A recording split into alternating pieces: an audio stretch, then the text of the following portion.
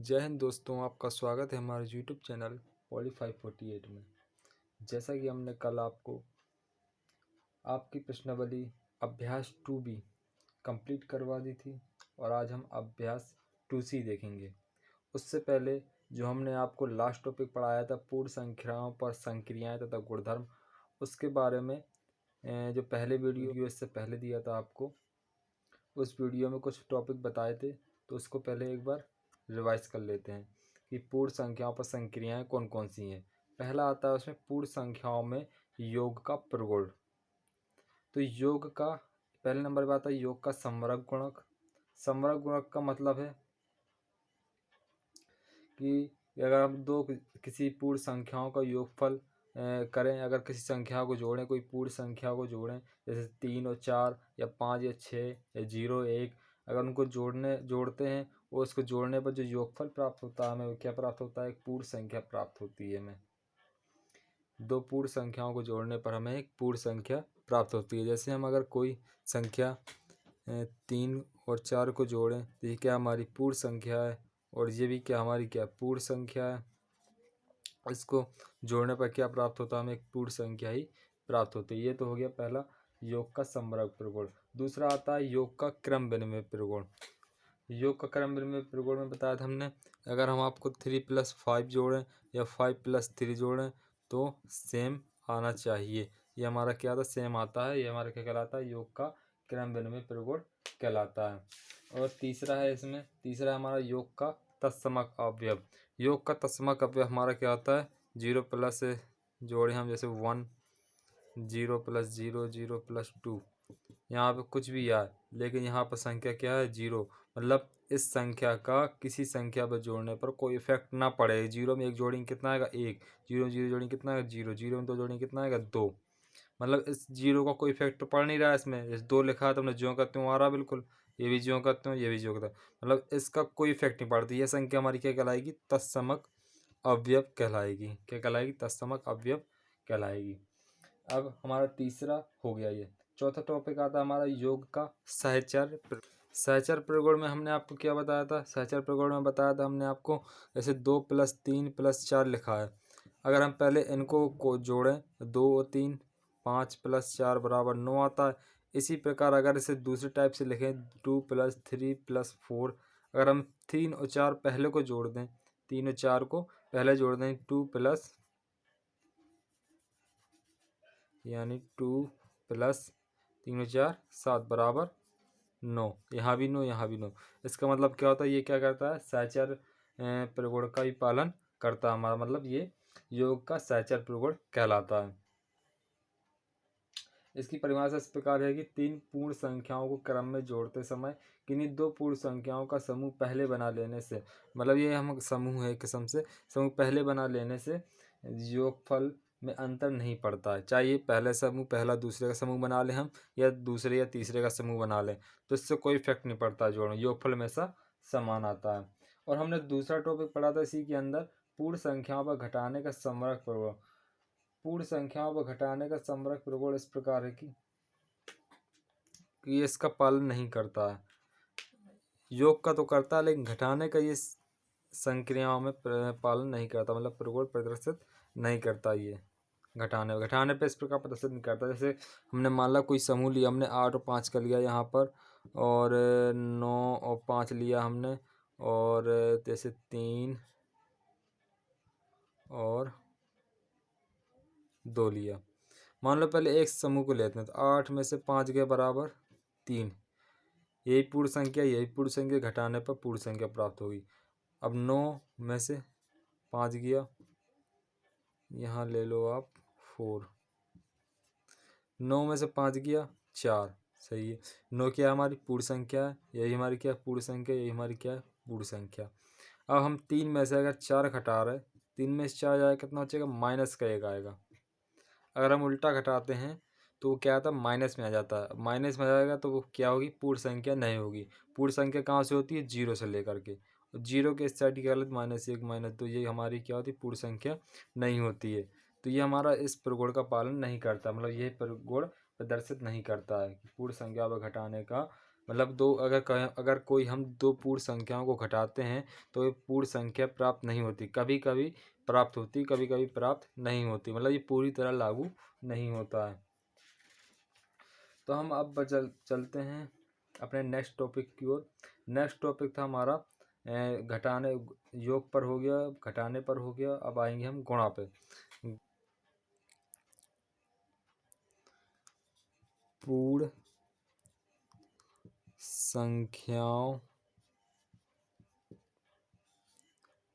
संख्याओं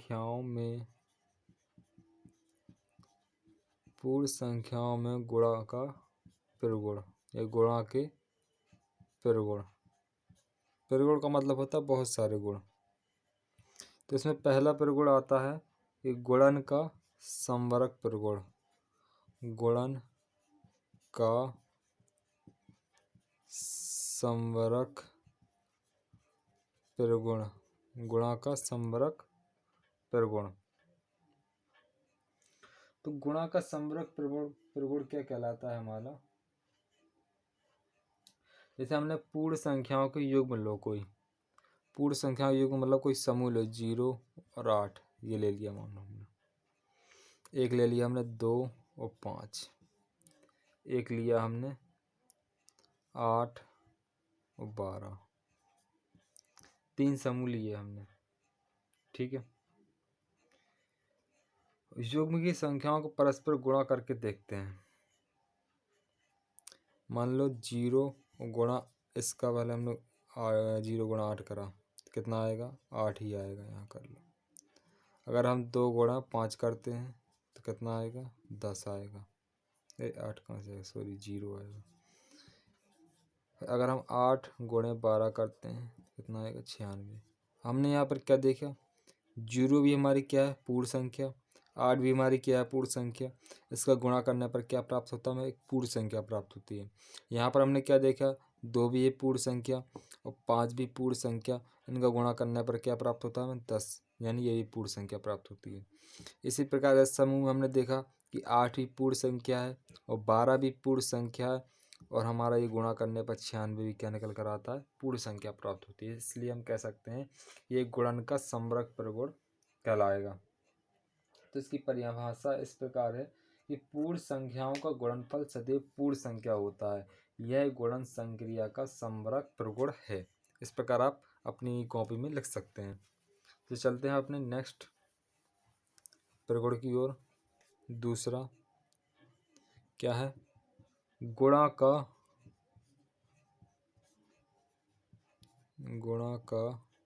क्रम विनिमय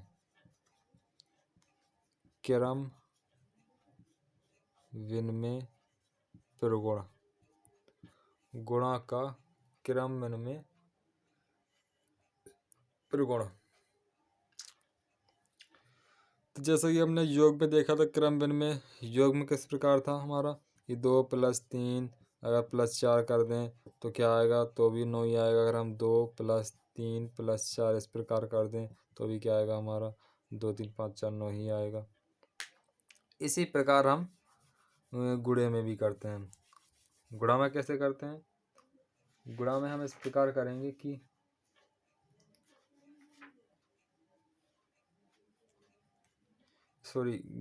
क्रम विनिमय प्रगुण इस प्रकार होता है। 3 + 5, ये हमारा क्या होगा? योग का क्रम विनिमय प्रगुण बता रहे हैं हम आपको। तो ये होगा जैसे 3 और 5 8, और अगर हम 5 या 3 जोड़ें तो क्या होगा? 8। उससे कोई इफेक्ट पड़ता, संख्या चाहे पहले से पहला दूसरा जोड़ें या दूसरी या प्रथम जोड़ें, तो योगफल हमारा क्या आता है? उतना ही आता। इस प्रकार गुणा में है। गुणा में कैसा है? गुणा में जैसे हम 5 गुणे 3 करें तो हमारा कितना आएगा? 15 आएगा, या हम 3 गुणे 5 करें तो भी हमारा कितना आएगा? 15 ही आएगा। यही हमारा क्या कहलाता है? क्रम विनिमय प्रगुण कहलाता है। तो ये इसका पालन। अगला टॉपिक है हमारा गुणन का तत्समक अवयव। गुणन का तत्समक अवयव। गुणन का तत्समक अवयव। तो गुणन का जो तत्समक अवयव है हमारा,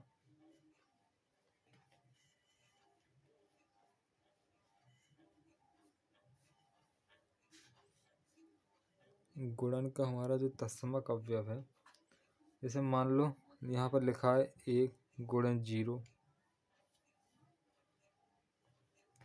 या 0 गुणे 1।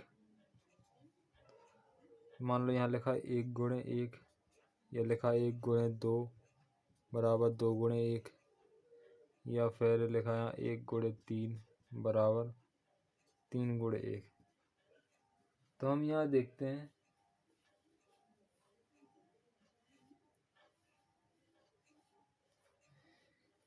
यहाँ पर क्या लिखा है, 1 लिखा है, यहाँ भी 1 1 1। हम देखते हैं कि हर समूह में क्या है, 1 आ रहा है। 1 गुणा 0 करें तो कितना आएगा हमारा, 0 आएगा। 1 गुणा 1 करें तो 1 आएगा। 2 एकम 2 करें तो 2 आएगा। 3 एकम 3 करें तो कितना आएगा, 3 आएगा। हम देखते हैं कि जो यहाँ पर संख्या होती है वही संख्या यहाँ पर आ रही है। आ रही कि नहीं आ रही है, वही संख्या आ रही। 1 का इस पर कोई इफेक्ट नहीं पड़ रहा है। अगर जिस संख्या का जो गुणा या जोड़ या भाग कुछ भी करने पर संख्या वही प्राप्त होती है, मतलब जिससे गुणा कर रहे हैं उसका कोई इफेक्ट नहीं पड़ रहा है, तो हमारा क्या कहलाता है, तत्समक अवयव कहलाता है। ये कहलाता है गुणन का तत्समक अवयव। गुणन का तत्समक अवयव। और 0 जो हमारा था, 0 कहलाता था हमारा योग का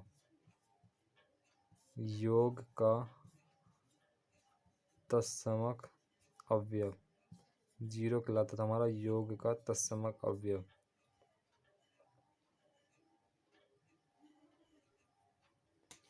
चौथे नंबर का हमारा गुण है शून्य का गुणन प्रगुण। शून्य का गुणन प्रगुण।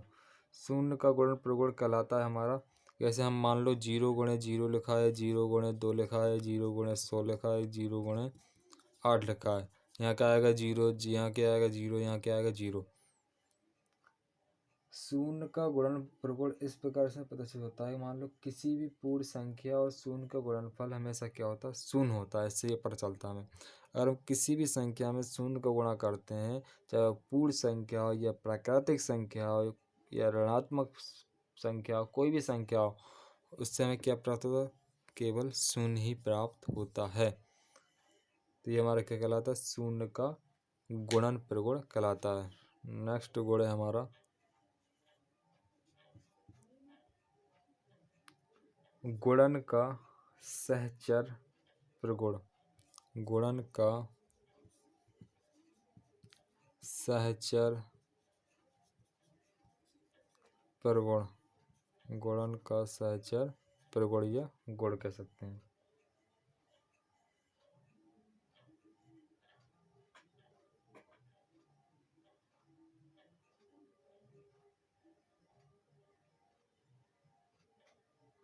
मान लो कोई हम संख्या लेते हैं। संख्या ली हमने 5 और 6 और 7, ठीक है। इसमें हमने पहली संख्या को गुणा, इसमें हमने पहली संख्या को गुणा दूसरी संख्या से किया। कितना आएगा, पहले हम करते 5 गुणे 6 बराबर कितना आएगा, 30। अब 30 का गुणा करेंगे हम तीसरी संख्या से।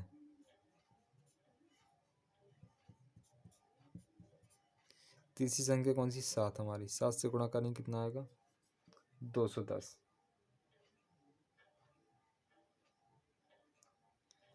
ये तो हो गया हमारा पहला। अब हम दूसरी बार में हम देखेंगे, क्या देखेंगे, पहले हम करेंगे 6 और 7 का गुणा। 6 गुणे 7 कितना आएगा हमारा, 42। अब 42 को गुणा करेंगे पहली संख्या से। पहली संख्या कौन सी है, 5, यानी 5 दिन 10 5 20। हम देखते हैं कि इनको किसी भी प्रकार से गुणा करें हम एक दूसरे से तो क्या आता है, आंसर हमारा एक ही आता है। तो इससे हमें ये पता चलता है कि ये सहचर नियम का पालन करता है, सहचर का गुण प्रदर्शित करता है। यानी पूर्ण संख्या सहचर प्रगुण को प्रदर्शित करता है। अगर आपको इसकी परिभाषा लिखनी हो तो आप परिभाषा इस प्रकार लिख सकते हैं कि ये किन्हीं 3 पूर्ण संख्याओं के लिए, जैसे पहली संख्या गुणे दूसरी गुणे तीसरी संख्या बराबर पहली संख्या गुणे दूसरी संख्या, या हम या हम इस प्रकार भी इसे लिख सकते हैं, मान लो जैसे हमने अभी आपको बताया था एग्जांपल कि 5 6 7 है। मान लो 5 6 का गुणा किया हमने, तो 5 × 6 × 7 इस प्रकार किया हमने। इसको हम इस प्रकार भी लिख सकते हैं कि इन्हें अलग अलग समूह में गुणा करने 6 × 7।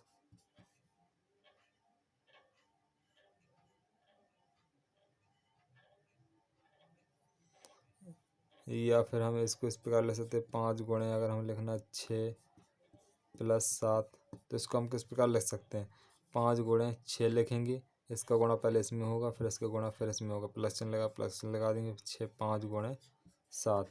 तो हम इसको इस प्रकार लिख सकते हैं कि हम अगर हमारा 5 × 6 + 7 लिखा है, तो हम इसमें किस प्रकार लिखेंगे, 5 का गुणा पहले हम 6 में करेंगे, ना कि जोड़ेंगे, प्लस 5 का गुणा फिर 7 में करेंगे, इनका गुणा करके फिर इन्हें हम जोड़ सकते हैं। ये हमारा क्या कहलाता है, सहचर का नियम कहलाता है। ये नियम कहलाता है वितरण का नियम। ये वितरण प्रगुण कहलाता है। अभ्यास 2C।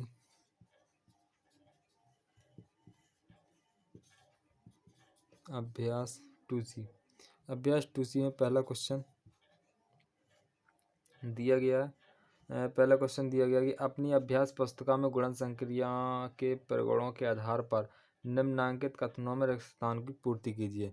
पहले का पहला दिया गया है इसमें कि 468 × 0 बराबर क्या होगा, 8976 × 5432 बराबर 5432 गुणे कितना होगा। तीसरा दिया गया 8973 × 1 बराबर कितना होगा। 3 क्वेश्चन दिए गए क्वेश्चन के अंदर। हमें पता है कि शून्य का गुणा किसी में भी हो तो क्या आता है, हमेशा शून्य ही आता है। इसका आंसर तो ये होगा। दूसरे वाले का आंसर 8976 × 5432 लिखा है, बराबर 5432 गुणे कितना आएगा। हमने आपको इसमें बताया था, ये बताया था क्रम विनिमय नियम में। क्रम विनिमय नियम का मतलब होता है पहली संख्या गुणा चाहे दूसरी संख्या में करो, चाहे दूसरी संख्या गुणा चाहे पहली संख्या बराबर योगफल या गुणा या जोड़ कुछ भी हो वो बराबर क्या आता, उतना ही आता। ये गुणा कर रहा है पहली संख्या को दूसरी संख्या में, तो यहाँ पर दूसरी संख्या और यहाँ क्या आएगी, पहली संख्या आएगी।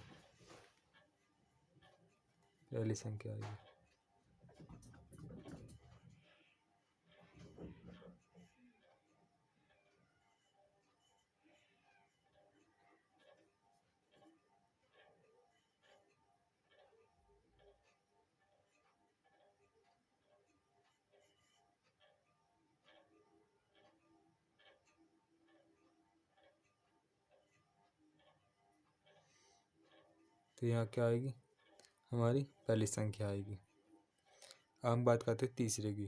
तीसरी की हमने बताया कि एक है तो एक पर कोई इफेक्ट नहीं पड़ता, तो जो ये संख्या हो वही आ जाती है। तो 8973 ये इसका राइट आंसर है। ये इसका राइट आंसर। अब हम चलते हैं दूसरे क्वेश्चन की ओर। दूसरा क्वेश्चन कहता है हमारा, क्या कहता है कि निम्नलिखित का गुणन फल उचित प्रगुण का प्रयोग करके ज्ञात कीजिए। इसमें लिखा 4 × पहला दिया गया इसी के 4 × 28 34 × 25। 4 × 28 34 × 25 वो कह रहा है कि उचित प्रगुण का प्रयोग करके ज्ञात कीजिए। हमें इसमें प्रगुण लगाना है। प्रगुण किस प्रकार लगाएंगे हम, इसमें कौन सा गुण लग रहा है हमें देखना है। इसका हल हम किस प्रकार करेंगे, इसका हल हम इस प्रकार करेंगे, इसी ये लिखा है 28 34, पहले नंबर हम लिखेंगे 28 34। अब देखिए आप 4 का गुणा अगर हम 25 से करते हैं, 4 का गुणा अगर हम 25 से करते हैं कितना आता हमारा 100। तो यहाँ पर 100 लिख दीजिए। अब आप बताइए 28 से 34 से गुणा 100 में करने में कितना आसान है, आसान है कि नहीं, इसलिए हमने इसका पहले गुणा तीसरी संख्या में किया है। अगर हम 28 34 गुणा 100 में करते हैं तो 2 जीरो केवल लगाना हमें, और ये हमारा क्या होता है, हल आ जाता है। दूसरा क्वेश्चन है हमारा 5 गुणे 658, 5 गुणे 658 गुणे 80। जैसे हमने बताया जो सरल है पहले उसको गुणा करो, जिसमें 0 0 आ जाए इनका पहले गुणा करो। 8 5 40 यानी 400, एक 0 गुणे 658।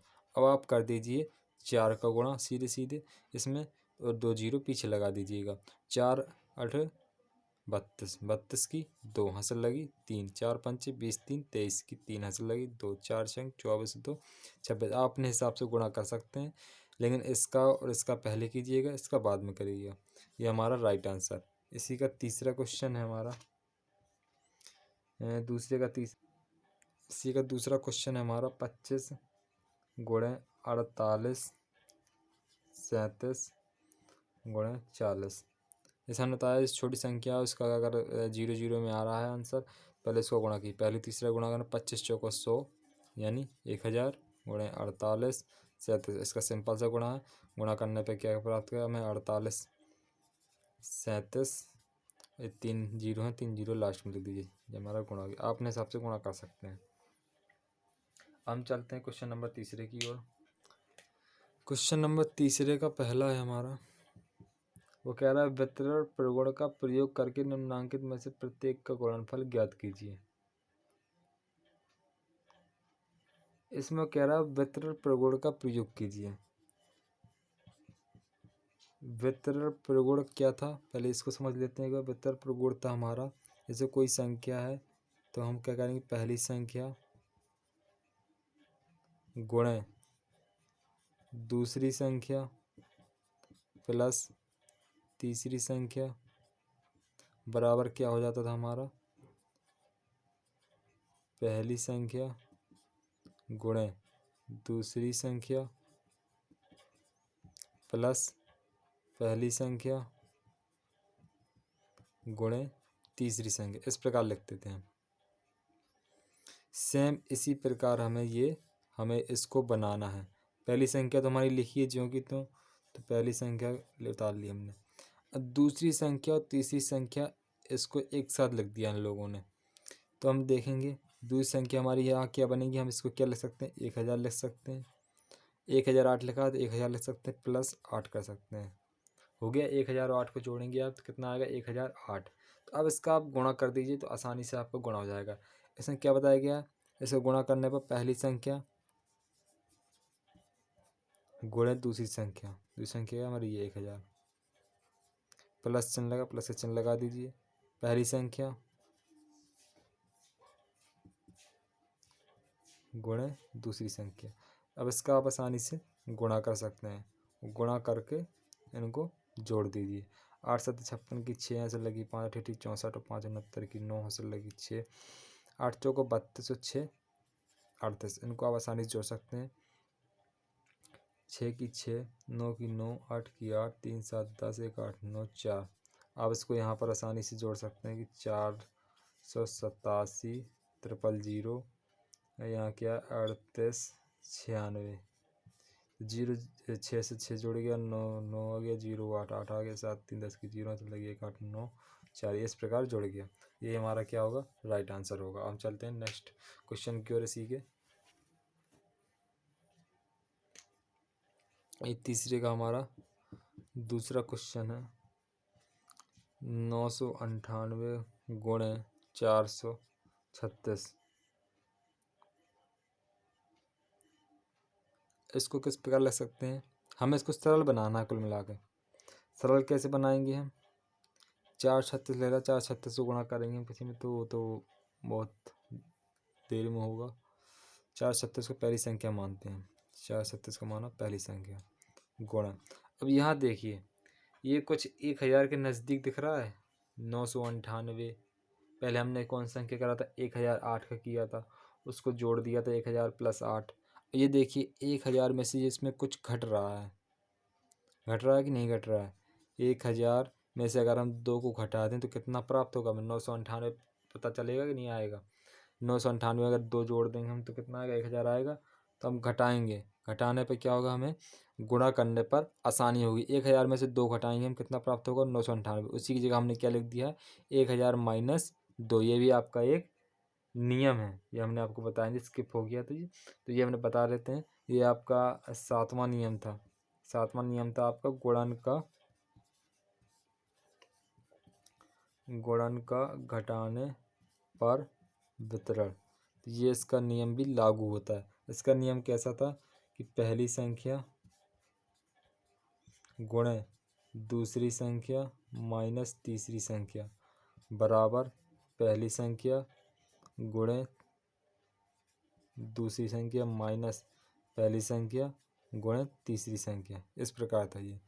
इसी प्रकार इसमें नियम लागू होता है। 436 का गुणा जब 1000 में करेंगे तो 0 पीछे लग जाएंगे, माइनस 436 से गुणा 2 में करेंगे, 2 छक्का 12 की 2 से लगी तो 6 1 7 2 चौको 12। मतलब आप इस प्रकार लिख सकते हैं पहली संख्या गुणे, इस प्रकार हम विस्तार से कर दे रहे हैं, हमने शॉर्टकट कर दिया आपका। तो आप इस प्रकार लिख सकते हैं 436 गुणे 1000 माइनस 436 गुणे 2। तो ये इसी प्रकार आ जाएगा। ये फर्स्ट स्टेप था आपका, ये था आपका सेकंड स्टेप, ये था आपका थर्ड स्टेप। फिर इसको घटा देंगे आप तो आपका ये निकल कर आंसर आ जाएगा। इसी प्रकार तीसरा और चौथा करना है तो आप ये कर सकते हैं। आज के लिए बस इतना ही। आई होप आपको ये वीडियो पसंद आया हो, सवाल भी पसंद आए हो।